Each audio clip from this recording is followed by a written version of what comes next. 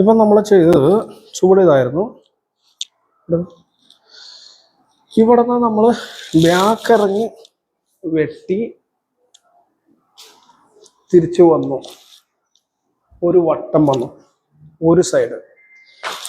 ഈ സൈഡാണെങ്കിലോ അടിച്ചപ്പോൾ ബാക്കിറങ്ങി വന്ന് വെട്ടി തിരിച്ച് ഇവിടെ വന്നു, ഇവിടെ വന്നു. ഇതാണ് നമ്മൾ ചെയ്തത്. അതായത് അടിക്കുന്ന സമയത്ത് നീ ഒന്ന് വെറുതെ അടിച്ചേ, കണ്ടില്ലേ?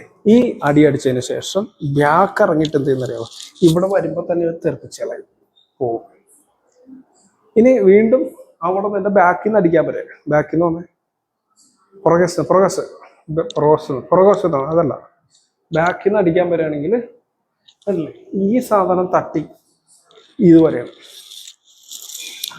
വീണ്ടും ഈ സൈഡിൽ നിന്ന് ഓടി വന്ന് അടിക്കാൻ വരികയാണെന്ന് വയ്ക്കാം, ബാക്ക് സൈഡിൽ നിന്ന്.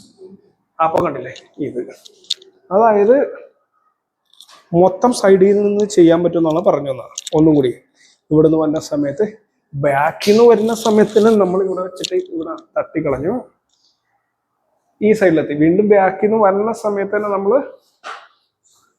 ഇവിടെ നിന്ന് തട്ടി ഇത് കൊടുത്തു വിട്ടു പോയി. വീണ്ടും ഇവിടെ നിന്ന് ബാക്കിൽ നിന്ന് വരുന്ന സമയത്ത് കണ്ടില്ലേ ഇത് കൊടുത്തു, ഇത് ഒരു സൈഡ് കേട്ടാ. ഇനി ഈ സൈഡ് ആയിരുന്നെങ്കിലോ അവൻ അടിക്കായിരുന്നു. ഈ കണ്ടില്ലേ ഈ വെട്ടി വിട്ടു, ഈ ബാക്ക് സൈഡ് ചെയ്യുന്നതാണ്. പിന്നെ വീണ്ടും ബാക്കിൽ നിന്ന് വരെയായിരുന്നെങ്കിൽ കണ്ടില്ലേ, അതായത് അവിടെ നിന്ന് ഒന്നുകൂടി ഫസ്റ്റ് നമ്മൾ ഇത് കൊടുത്തതിന് ശേഷം ഇവനെ അടിച്ച് ഓടിച്ചു വിട്ടു. ഇനി ഈ സൈഡിൽ നിന്ന് വരും, ഈ ബാക്കിൽ നിന്ന് വരും, കണ്ടില്ലേ അങ്ങനെ തിരിഞ്ഞ് പോകാനായിട്ട് പറ്റും. വീണ്ടും അവിടെ നിന്ന് വരികയാണെങ്കിൽ